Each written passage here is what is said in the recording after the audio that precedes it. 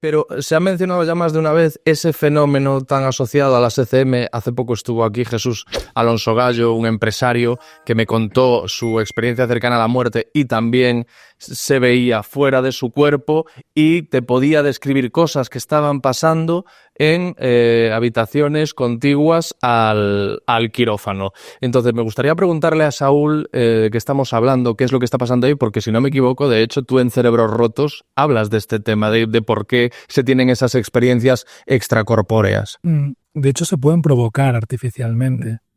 Estas experiencias se llaman técnicamente autoscopias, cuando tú tienes la sensación subjetiva de estar en un lugar alejado, tu cuerpo físico adquieren un matiz fenomenológicamente más rico cuando llegas a percibirte a ti mismo. La forma más habitual es con una cierta angulación con respecto al cuerpo físico, desde arriba, puede ser por la espalda, puede ser en el techo. No ejerces control sobre el cuerpo físico, tienes una sensación de disociación con respecto al cuerpo físico. Porcentaje menor de personas tienen la capacidad de moverse por el espacio y algunas personas la capacidad de ir a otros lugares y hacer esa descripción de un lugar, ¿no? Aquí hago una pausa. Habitualmente es difícil corroborar en ese instante la descripción que está haciendo la persona de lo que está sucediendo fuera. Habitualmente lo que hacemos es que después lo comprobamos de algún modo y con el tiempo lo recordamos. Y aquí yo hago un matiz neuropsicológico porque el recuerdo es susceptible a muchas trampas, muchas. Y la forma que adquiere el recuerdo obedece también a la cultura, a las creencias, etc. Luego hay otro fenómeno sobreañadido que es mucho más espectacular, que yo lo he visto en algunos casos, que es la e-autoscopia, que es en esencia el doppelganger. La persona es expulsada de su cuerpo y ve a un doble de sí mismo, que realmente es él, que está ejerciendo un acto maléfico, se porta mal. Yo recuerdo un caso mío que abusaba sexualmente de su mujer mientras él descontrolado estaba en el techo, ¿no? Observándolo, y su cuerpo físico estaba haciendo eso. Estos fenómenos, a quien le interese, hay un investigador con el que hemos trabajado mucho nosotros, que es Olaf Blanke. Él está en Suiza, tiene trabajos preciosos sobre la percepción de presencias, que es un fenómeno que vemos mucho nosotros en un tipo de enfermedad, y en torno a las out-of-body experiences, que es esto. No vamos a entrar porque hay una región que es la unión temporoparietal, el giro supramarginal, que sabemos que cuando hay crisis en esta zona es muy frecuente que se experimente una autoscopia. Es muy frecuente que la persona haga esta disociación en contexto de lesiones, de crisis, en algunos episodios de En ocasiones las provocamos, me dedico a la estimulación magnética transcraneal, somos capaces de provocarlas y bueno, con la estimulación, con 5 o 6 teslas, le pegas un zurregazo en cierta zona del cerebro, que es una experiencia extracorpórea, o bien le puedes dejar a la persona sin habla, o la puedes dejar ciega, o le puedes alterar la temporalidad, la percepción. Perdona, era un pequeño paso. Sí. Nosotros también usamos esta tecnología. De hecho, también en contexto operatorio, como a los neuropsicólogos a veces nos gusta lo de explorar pacientes despiertos mientras les tocan el cerebro, pues puedes también provocar este fenómeno y muchos otros. Y otras experiencias sin hacer estimulación cerebral, como el cerebro... Perdona, Saúl, pero entonces es una alucinación, es lo que estás diciendo. Pero es que la realidad es una alucinación, según cómo definas la alucinación. Quiero decir, más que nada, a mí me interesa, Jesús dice como que, y está recogido en el libro del doctor Sansegarra, su historia. Jesús dice, el doctor Gaon ha comentado también, que estos pacientes que luego relatan haber visto cosas que pasan en otras habitaciones, que luego se hace una comprobación y efectivamente estaban pasando esas cosas en otras habitaciones, ahí es donde tú dudas. Actualmente se dice...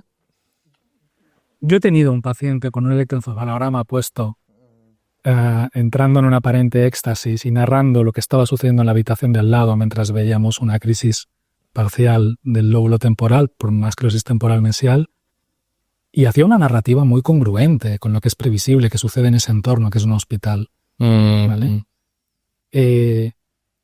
Luego, con el tiempo, yo no, porque me obligo a intentar no caer siempre en esto.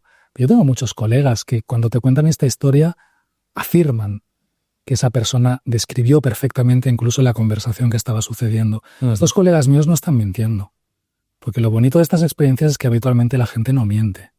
Estos compañeros míos están describiendo lo que recuerdan que sucedió. Y esa descripción de esa realidad se ajustará más o menos a lo que fue esa realidad. Ese es un punto importante. hay que ser muy cauto con eso, porque existen, claro, las dos partes, incluidas las que muchos, por muy a ciencia que nos dediquemos, queremos creer. Claro. Nos encanta. Es que es un tema tan fascinante que estamos encantados. Pero la gracia, y de ahí el filtro, el tamiz, y es lo que yo intento hace años, es encontrar esa excepción. Exacto. La excepción, ¿no? La excepción que ya sea absoluta, total y radicalmente inexplicable. Esto es lo que intenta, inexplicable con la construcción que yo creo que tenemos cada uno de nosotros. El punto que le dice yo creo que es esencial, alineándolo un poco con todo esto. Quiere decir, a lo que yo antes iba al principio de todo el recorrido que ya tenemos hecho. Es decir, hay una parte que la podemos explicar y luego está la excepcionalidad, la que partiendo de todo lo que podemos explicar, quiero decir, nadie pone en duda que si consumes ayahuasca tienes una experiencia con una fenomenología espectacular secundaria que has alterado la arquitectura cerebral de toda una serie de redes. Está demostrado, ¿no? Se puede replicar la CCM con ayahuasca. De modo que sabemos. Yo tuve una intoxicación con En la Imperial College entre Londres. ¿Yo tuviste una intoxicación de...? Pero fíjate, Alex, nadie pone en duda. No repetiré. Igual que nadie pone en duda que si estás teniendo una crisis epiléptica y en ese contexto ves al diablo, pues es la crisis, ¿no? Pero en cambio en un proceso que es de una envergadura millones de veces superior, que es que tu corazón ha dejado de latir. Se ha iniciado un proceso de muerte neuronal, reversible o no. Eso es de una envergadura a nivel biológico mucho mayor que una intoxicación con una seta. Y en cambio ese escenario, involuntariamente, yo creo que muy alineado con el que queremos creer, es como no, eso no es neurológico. Ostras, pero aceptamos que desde lo neurológico vemos cosas que son absolutamente, aparentemente inexplicables, y es neurológico. Otra cosa es que sepamos cómo sucede. Igual que no podemos explicar a día de hoy la consciencia, nadie la puede explicar. Tampoco podemos explicar en términos mecanicísticos, y como la unión temporoparietal contribuye a ABC, ergo sucede este fenómeno. O sabemos que si la estimulas sucede tal.